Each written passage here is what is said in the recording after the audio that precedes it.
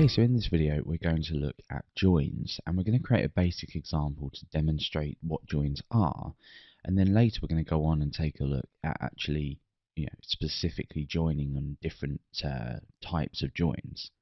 So let's go ahead and first of all create some database tables, just so we can demonstrate how this works. Now I'll give a brief introduction on how this does work. Basically, a join allows you to store data in separate tables and then join this data together based on it matching on a certain condition.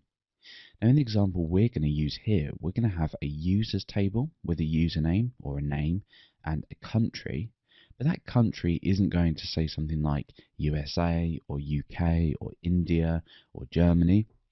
In fact, what it's going to do is it's going to give us a number, and that number is going to be a pointer to a unique record in another table. Now obviously the reason we do this is, for example, if say 1,000 users registered on your website and you went ahead and stored their country as UK, if for example you accidentally misspelled United Kingdom or you misspelled another country, to go ahead and change that you would have to go and perform a query on the users table to update that field and change it. The other problem is you're duplicating stored values. So if you're writing United Kingdom, United Kingdom, United Kingdom again and again and again, then it's a problem. So let's go ahead and actually look at creating these tables and how we would do this. It's fairly straightforward, and it saves a lot of time and a lot of effort. So at the moment we are going to go ahead and use our website table. So let's go ahead and show the our website database. There's no tables in here at the moment. So let's go ahead and create a table.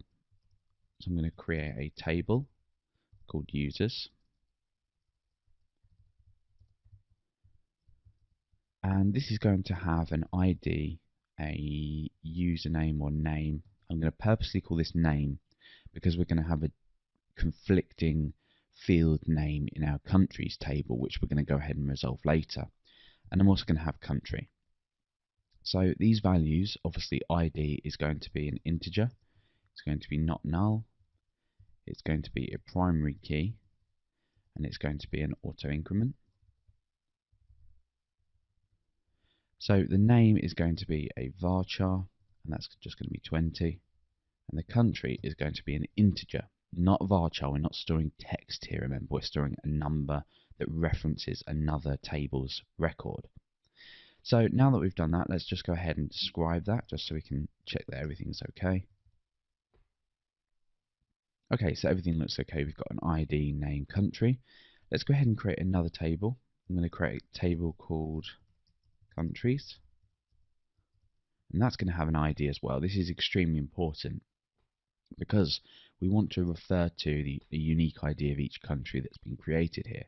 We could of course refer to it via a country code or something like that. So if you'd rather use a country code here, instead of an ID, you could use a country code, not an auto increment country code, because obviously it's going to be something like USA or whatever.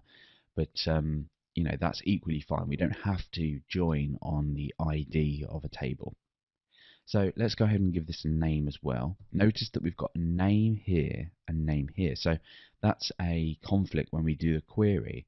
We're going to have two different name columns. So we'll take a look at how we can resolve that later. And that's about it actually. We don't need anything else. So let's go ahead and fill the types in for this and the other attributes. So not null, primary key, and this is going to be auto increment. The name's going to be a varchar of 20 again. Okay, so let's go ahead and just describe that just to make sure everything looks okay. So we can see an outline of this table. Perfect. So let's go ahead and insert two countries, and then let's go ahead and start to insert user records and give them a country based on the IDs that have been created. Let's go ahead and then insert into countries, and we just want to insert a name here. And the values obviously here, for the first one, let's go ahead and insert UK, and let's do USA, and while we're at it we might as well just do India or something like that. Okay, so let's go ahead and do a select star from countries, And there we go. So we've got 3 countries here, and we can go ahead and start to use the IDs on the users table to say that a specific user lives in this specific country. So let's again go and just describe the users table. Okay, so what we're going to do now is insert into users, and we want to insert a name and a country. Now, we're going to refer to this table up here. You might be thinking, well, when a user goes and registers on my website, how are they going to know which country? Well, this could be output, for example, within a drop-down, and when they select this drop-down, the ID is what is stored here. So you just have to think about ways of storing this data. So if a user was filling out a form to register, they'd see the drop-down, they'd click on USA, that would then send to your PHP page or whatever based on the value of the option inside the select element, and then that would go ahead and store that in this country field here. So insert into users, name, country. We're going to do values.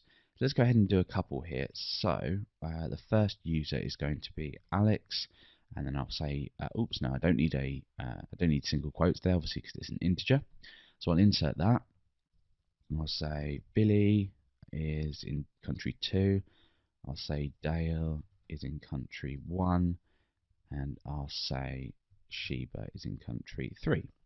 Okay, so now that we've got that, let's go ahead and get everything from the users. Okay, so now we can see this. Obviously, country doesn't make too much sense at the moment because to someone that didn't understand which country was which, you wouldn't be able to tell which country that immediately, these people lived in. But that's the point of the query that we're now going to construct. We're going to do a join. So essentially what we're going to get back is a table identical to the one that you can see right now, but instead of the country number or the integer or the reference to the countries table, we're going to go ahead and join in the country's data and rename the name column on the countries table to country, so it looks the same as this table. So then when you're over in PHP or whatever backend language you're using, you'll be able to use the data as normal, and the query will be just as fast, or probably slightly slower, but very, very marginally. Let's go ahead and look at how we would construct this then. It does sound complicated if you've never looked at joins before, probably, but it's actually very simple. So the first thing I'm going to do is select everything, and we're going to go back and change this later. So I'm going to select everything from. Now, where am I selecting data from? Well, the table I want to focus on is users. So what we're now going to do is use the join keyword. I'm going to say join. In fact, yeah, I'm going to say join. And I'm going to say left join. And we'll talk about this in just a moment. So select everything from users, left join, and then we choose the name of the table that we want to join. In this case, it's countries. Now we use the on keyword because we need to provide a condition where this joins, or which fields that we want to match, basically. If I was to just do this on its own, this doesn't make much sense. So left join countries on.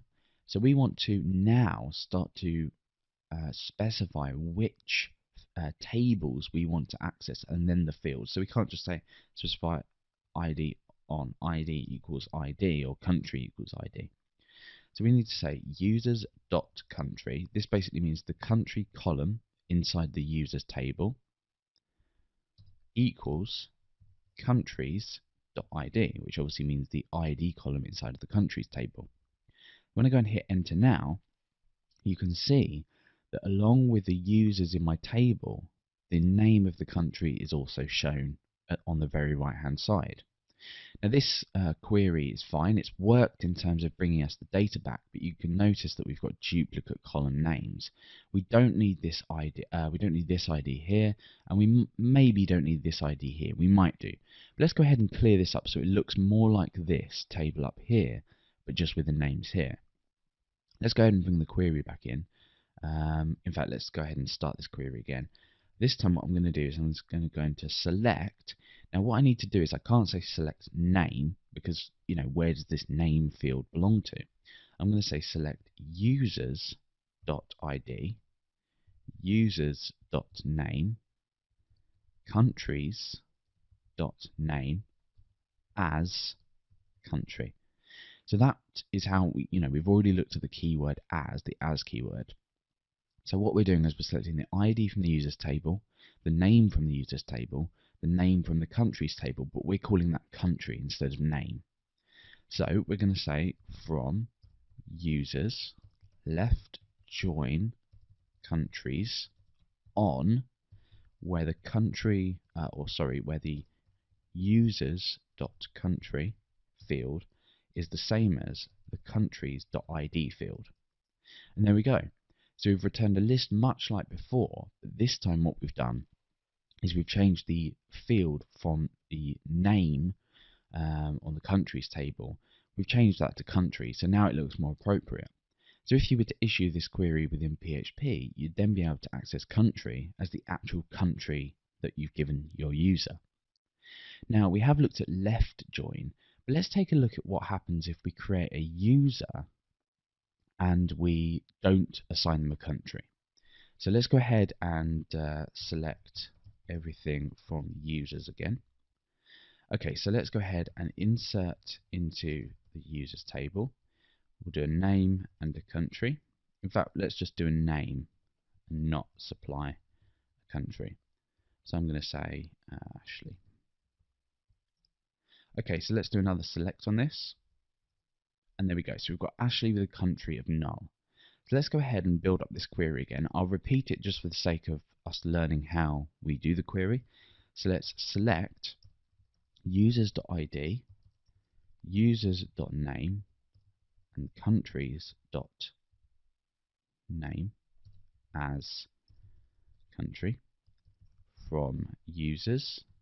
We want to left join. Now this is why I'm demonstrating this, because I'm using a left join.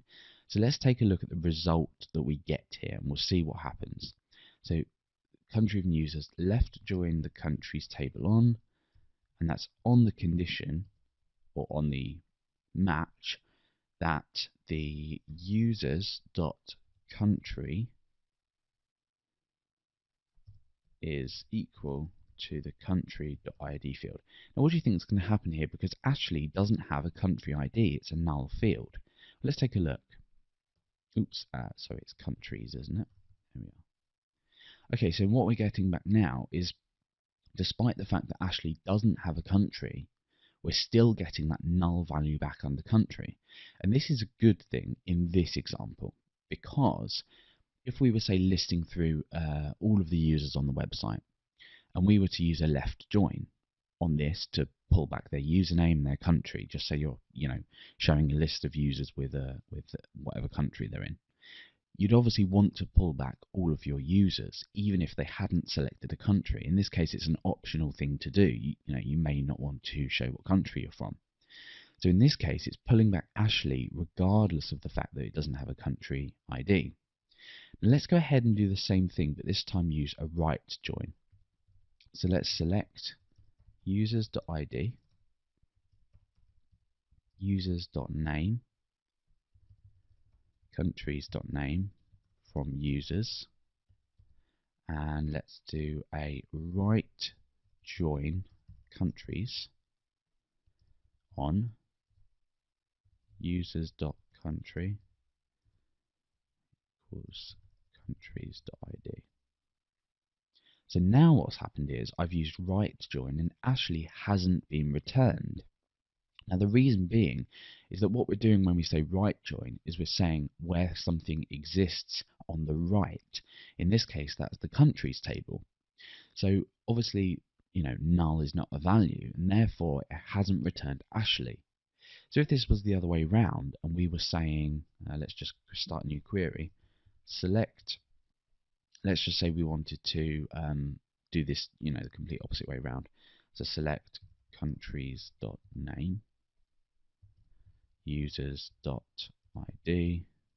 users.name from countries, left join users on countries.id